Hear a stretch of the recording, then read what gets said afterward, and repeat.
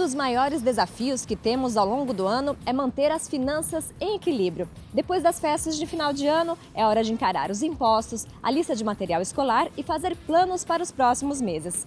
Mas com planejamento é possível traçar metas de curto a longo prazo, equilibrar o orçamento e aproveitar os resultados. Fazer cálculos sobre a renda e as despesas da família é essencial para quem quer manter as contas em dia. Mas nem todo mundo sabe como equilibrar o dinheiro que é ganho e o que é gasto. Para isso, a dica dos especialistas é justamente o planejamento. E o início do ano é um bom momento para isso.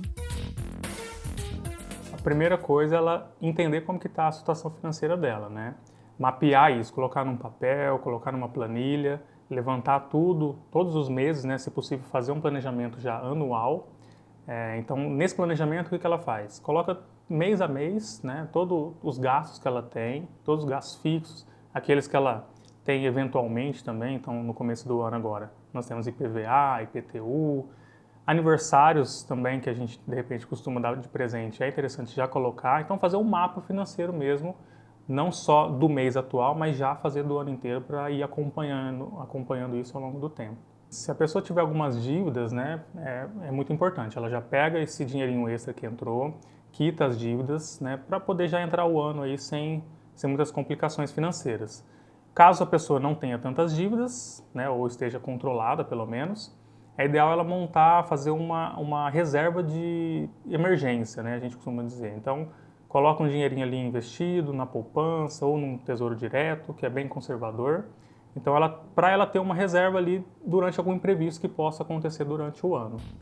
O especialista indica que essa reserva deve ser de 3 a 6 meses do valor do salário. Se a pessoa está em atividade, né, ela está trabalhando, então ela tem essa renda, então ela pode já fazer, a partir do momento que ela faz um planejamento, ela precisa fazer sobrar um pouquinho no final do mês, porque é importante.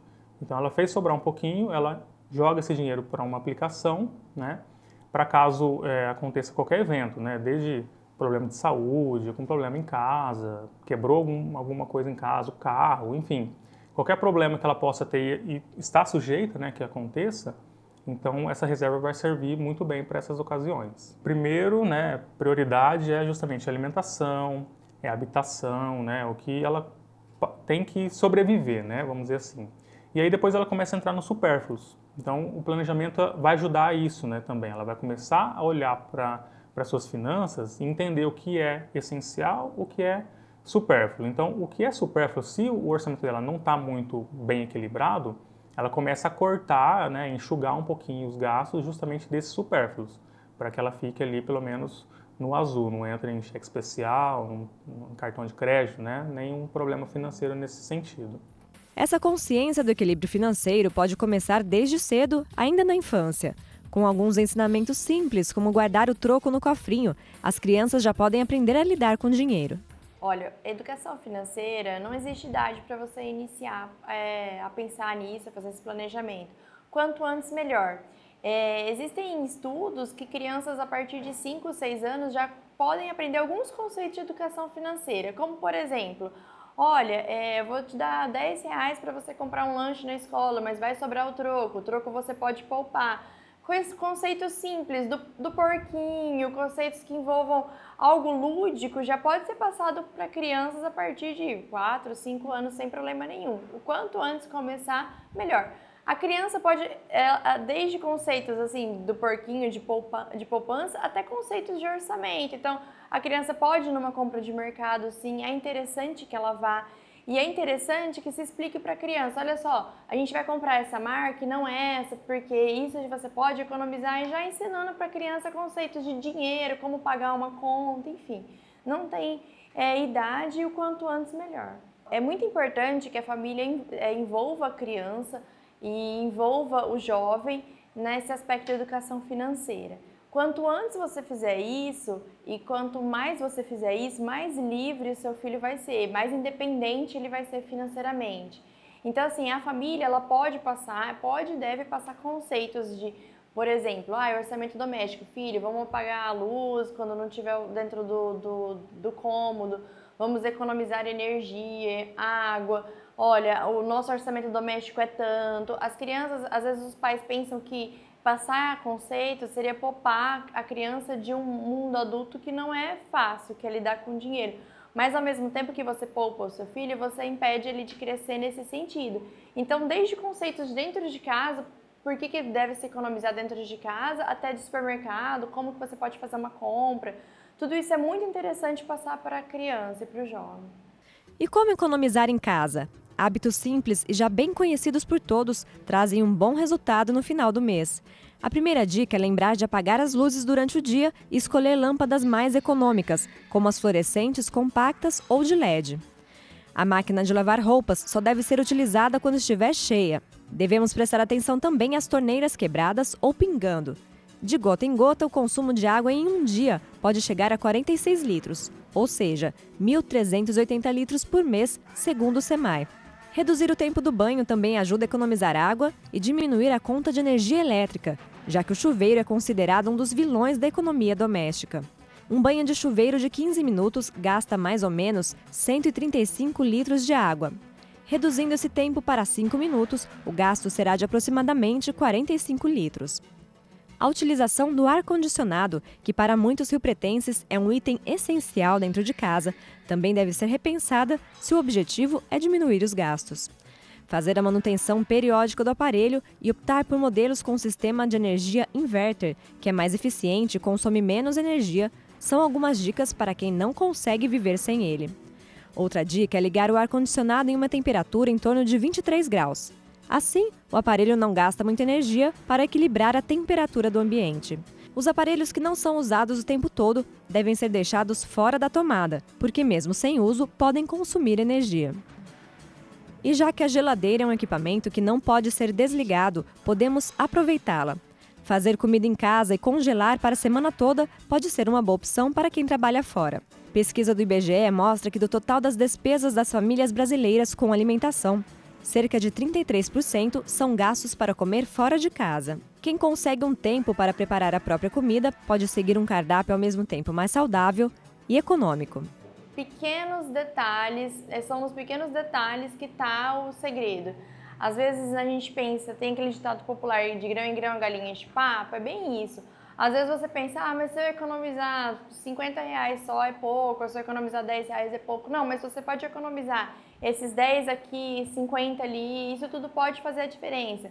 Ainda mais quando você pensa em orçamento doméstico, quando você pensa em jovens e crianças, que eles não têm acesso a dinheiro, eles não têm um salário, o que eles ganham às vezes são coisas pequenas e podem ser passados conceitos de economia ali, do pequeno, que pode virar um grande. E no dia a dia, né, a pessoa fez um planejamento, ela montou ali, ela faz um orçamento também do mês, né? Então tudo que ela pretende ter de gasto, ela coloca ali e ela tenta seguir aquilo durante o mês.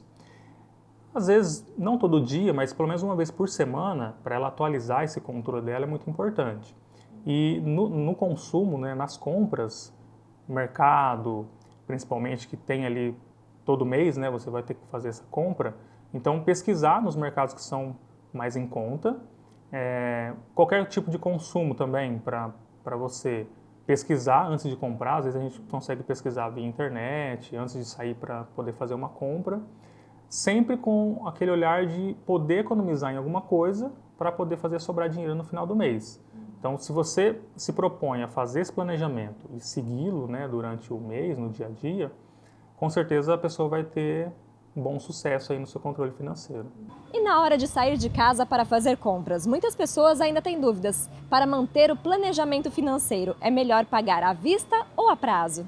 O cartão de crédito ele não é um vilão, como muita gente olha para ele, né? Ele é um facilitador. Então, você não precisa ficar andando com dinheiro, né, todos os dias. Você consegue controlar tudo numa data só, né, um vencimento. Então, ele é um auxiliador, ele tem que servir para ajudar no orçamento financeiro. Mas também tem que tomar cuidado, né, justamente para não se enrolar, não comprar mais do que você pode pagar no mês seguinte. Né? Tem que olhar ele como um facilitador. Se você tiver um bom desconto na compra, então vai valer a pena. Se você tiver o dinheiro, vai valer a pena você fazer à vista. Se não, para efeito de controle, você pode estar passando no cartão de crédito. Entre os gastos que podem ser previstos dentro do orçamento doméstico estão as roupas. E na tendência do consumo consciente aparecem os brechós, que permitem trocas e podem ser grandes aliados para quem tem crianças em casa e precisam comprar com mais frequência. O brechó, ele tem muitas vantagens, né? E eu acredito que a principal delas para a família é a economia que gera na compra, porque é um produto que você já tem ali, não está em uso, né? A criança já perdeu, e você consegue, na troca por uma nova compra, às vezes economizar até 100% da sua compra. Você vai me perguntar, mas como assim economizar 100%? De repente, tudo que você me traz gera um crédito onde o que você precisa vai ser exatamente o valor do seu crédito. E quando não, no mínimo uma economia de 70% a gente garante em relação ao mesmo produto novo. Principalmente na primeira fase, na primeira infância, troca-se muito rápido de numeração e ajuda as famílias a economizarem, principalmente roupa, às vezes, para o dia a dia. O consumo consciente, a gente não deve nem falar que é moda, né? Porque eu acho que ele veio para ser permanente, porque é uma necessidade do nosso planeta. Os recursos naturais vão se esgotando, principalmente na confecção, usam-se litros e litros de água. Na produção de uma calça jeans, eu não sei te estimar exatamente a quantidade de água, mas eu sei que me parece que são mais de 5.000 litros de água na produção. Então, tudo isso é exaurido do nosso manancial.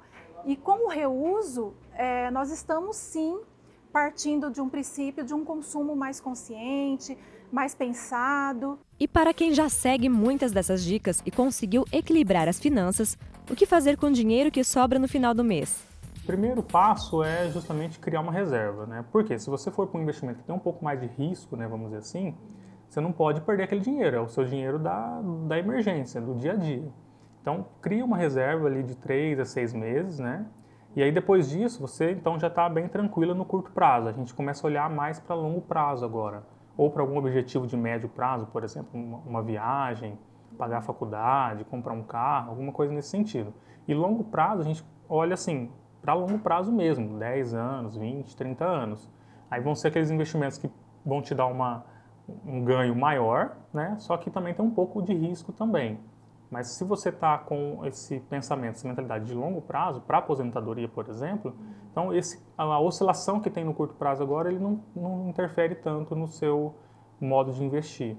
Depois da reserva, assim, eu sempre peço para dar uma olhadinha em Tesouro Direto, porque é um investimento também conservador, não tem tantos riscos e rende um pouco acima da poupança, né? Rende mais do que a poupança, inclusive. Então, começa ali, estuda um pouquinho Tesouro Direto, aí entra depois, começa a estudar fundo de investimento imobiliário, por exemplo, que é um investimento também que é bem, a gente compara muito com imóvel, né, imóvel físico. Então, se você tiver um imóvel físico, você vai ter uma renda, se ele tiver alugado, você vai ter uma renda mensal, né, e o ativo, o patrimônio, ele também pode valorizar, né, o seu imóvel pode valorizar ao longo do tempo. E o fundo de investimento imobiliário é a mesma coisa, você tem uma renda mensal, também recorrente, né. Pode oscilar um pouquinho para cima, para baixo essa renda, porque se é um fundo de shopping, por exemplo, vão ter ali vários lojistas, né? Então, às vezes, num mês ou outro, pode estar saindo alguns lojistas, pode estar entrando outros lojistas. Então, a sua renda ela pode variar, mas você vai ter todos os meses uma renda recorrente. E o ativo, né, o que você está investindo, o ativo financeiro, ele também valoriza ao longo do tempo. Então, é um comparativo muito interessante em relação ao imóvel físico que a gente está mais acostumado, né? Bitcoin, existe a moeda, né, a criptomoeda, só que a criptomoeda ela não é considerada um investimento. Por quê? É a mesma coisa que o real, o dólar, qualquer moeda, né, que a gente conheça, ela não é considerada um investimento porque ela não tem nenhuma fonte de gerar mais renda. Ela pode oscilar, né, para cima e para baixo, mas ela não tem, por exemplo, uma ação, né, uma empresa. Se você compra uma ação, tem uma participação naquela empresa, tem funcionários, tem todo equipamentos funcionando e gerando valor. Então, as moedas, criptomoedas, real, dólar, enfim, não é considerado investimento. A bolsa já tem essa visão assim, de ser uma coisa muito arriscada. Mas, assim, o que a gente tem que entender é que as ações você está comprando para ser sócio daquela empresa. né? Então você compra uma parte da empresa, de fato, você pode ganhar na oscilação desse papel, mas o objetivo de investir em uma ação é você ter uma renda passiva também. Então, se a empresa ela tem lucro, né, durante o ano, ela vai distribuir esse lucro para quem é acionista, tá? Então, tem que olhar para a ação como, de fato, ser um acionista daquela empresa, e não como uma forma de especulação, né, de você comprar um valor e tentar vender num outro valor acima. Porque isso, no curto prazo, é muito arriscado, né? Pode subir, pode cair a qualquer momento, né? Principalmente com notícias, tanto interna no Brasil quanto fora. Então, se você comprar com essa mentalidade de ser sócio da empresa, você, além de ganhar na valorização, né, que a empresa ela vai crescendo ao longo do tempo, você também tem recorrentemente esse lucro que a empresa distribui para os acionistas. Tudo é questão de perfil. Então, você pode ter um perfil um pouco mais agressivo ou um perfil mais conservador. E aí, quando a gente fala de investimento, então você vai montar uma carteira, você vai montar uma cesta que você pode ter um pouquinho de cada ali, né? Um pouquinho de cada ativo. Então, você vai priorizar o que é mais, que você assimila mais. Então, se você tem mais facilidade com renda fixa, poupança, tesouro direto, então você vai ter uma parte maior nisso. Se você já conhece um pouco mais de mercado de renda variável, de ações e tudo mais, você pode ter uma parte um pouco maior nessa classe de ativo. Então vai depender do perfil de cada um ter essa divisão, né? Não é certo ou errado você ter só um também ou só o outro, mas o ideal é que você monte uma carteira bem associada ao seu perfil de risco.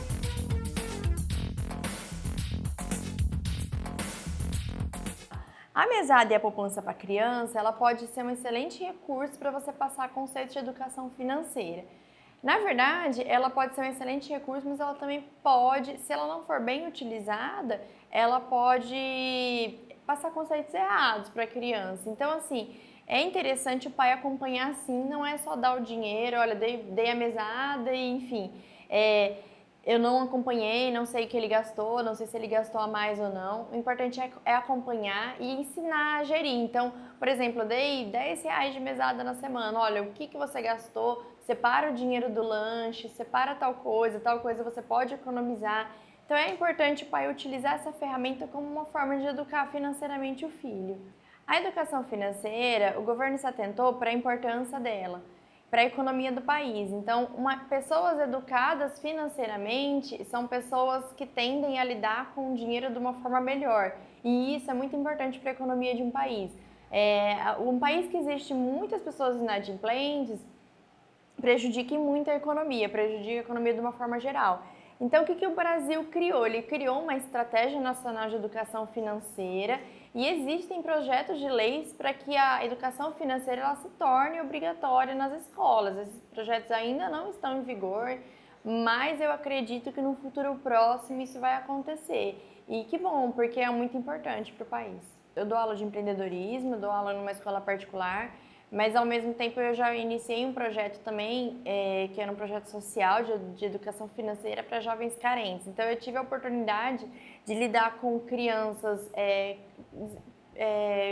carentes mesmo de dinheiro, enfim, e crianças com bastante abundância de recursos. A educação financeira, você vê que ela tem alguns pontos que é similar. Você vê que muitos jovens, muitas crianças realmente não conhecem absolutamente nada de dinheiro, tanto aquele que não tem tantos recursos como aquele que tem. Às vezes eles não conseguem assim, assimilar de onde veio aquilo ou como que o dinheiro passou pela família. E alguns pontos que são bem diferentes. Você vê que as necessidades são diferentes. Enquanto uma criança carente ela quer consumir coisas para poder mostrar para as pessoas e para a sociedade que ela é capaz e que ela pode se integrar num grupo, que ela pode ter um tênis de marca, que ela pode ter uma camiseta, aquela criança que já tem isso, aí eles querem alguma coisa que seja um pouco além do que os outros têm. No fundo, acaba sendo similar, porque todos eles buscam essa inserção na sociedade e tal, e eu acredito que o mundo adulto ele replica um pouco isso também, né? Então, o dinheiro, ele muitas vezes ele é utilizado por uma questão de status. Então, eu tenho tal coisa, eu posso me sentir bem, ou eu posso... Então, ele acaba... A relação com o dinheiro, às vezes, ela é uma relação que ela envolve muito o psicológico da pessoa. Então, como que você vai utilizar o dinheiro de uma forma racional, são conceitos que a gente passa na sala de aula.